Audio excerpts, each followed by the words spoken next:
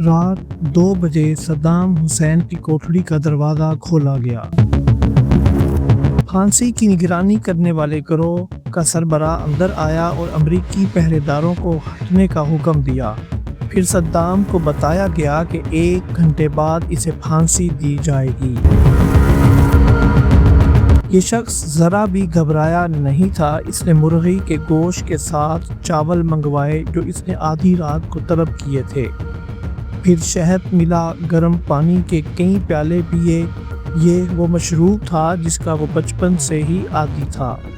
کھانے کے بعد اسے بیت الخلاء جانے کی پیشکش کی گئی مگر اس نے انکار کر دیا۔ رات 2:30 بجے صدام حسین نے وضو کیا، ہاتھ، منہ اور پاؤں دھوئے اور اپنے لوہے کے بستر کے کنارے بیٹھ کر قرآن مجید کی تلاوت کرنے لگے۔ یہ قرآن انہیں ان کی اہلیہ نے بطور تحفہ دیا تھا۔ اس دوران پھانسی دینے والی ٹیم پھانسی کے پھندے اور تختے کا جائزہ لے رہی تھی۔ 2:45 بجے مردہ خانہ کے 2 افراد تابوت لے کر آئے اور اسے پھانسی کے تختے کے پاس رکھ دیا۔ 2:50 پر صدام کو کمرہ پھانسی میں لایا گیا۔ وہاں موجود گواہان میں جج، علماء، حکومتی نمائندے اور ایک ڈاکٹر شامل تھے۔ 3:01 پر پھانسی کا عمل شروع ہوا جسے دنیا نے کمرے کے کونے میں نصب ویڈیو کیمرے کے ذریعے دیکھا۔ اس سے قبل ایک سرکاری اہلکار نے پھانسی کا حکم پڑھ کے سنایا۔ صدام حسین تختے پر بلا خوف کھڑے رہے جبکہ جلاد خوف زدہ تھے۔ کچھ کانپ رہے تھے اور بعض نے اپنے چہرے نقاب سے چھپا رکھے تھے۔ امریکی فوجی کہتا ہے، میرا جی چاہا کہ میں بھاگ جاؤں جب میں نے صدام کو مسکراتے دیکھا جبکہ وہ آخری الفاظ میں مسلمانوں کا اشعار پڑھ رہے تھے، لا الہ الا اللہ محمد رسول اللہ۔ امریکی فوجی کہتا ہے، میرا جی چاہا کہ میں بھاگ جاؤں جب میں نے صدام حسین کو یہ پڑھتے دیکھا، لا الہ الا اللہ محمد رسول اللہ۔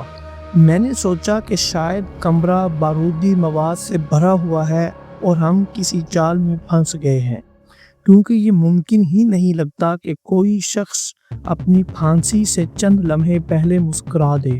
اگر عراقی یہ منظر ریکارڈ نہ کرتے تو میرے امریکی ساتھی سمجھتے کہ میں جھوٹ بول رہا ہوں، کیونکہ یہ ناقابل یقین تھا۔ لیکن راز یہ ہے کہ اس نے کلمہ پڑھا اور مسکرایا۔ میں یقین دلاتا ہوں کہ وہ واقعی مسکرایا، جیسے اس نے کوئی ایسی چیز دیکھی ہو جو اچانک اس کے سامنے ظاہر ہو گئی ہو۔ پھر اس نے مضبوط لہجے میں کلمہ دوبارہ کہا جیسے کوئی غیبی طاقت اسے کہلا رہی ہو۔ پھانسی سے قبل امریکی افسر نے صدام سے پوچھا، تمہاری آخری خواہش کیا ہے؟ صدام نے کہا، میری وہ کوٹ لا دو جو میں پہنتا تھا۔ افسر نے کہا، یہی چاہتے ہو؟ مگر کیوں؟ صدام نے جواب دیا، عراق میں صبح کے وقت سردی ہوتی ہے، میں نہیں چاہتا کہ میرا جسم کانپے اور میری قوم یہ سمجھے کہ ان کا قائد موت سے خوف زدہ ہے۔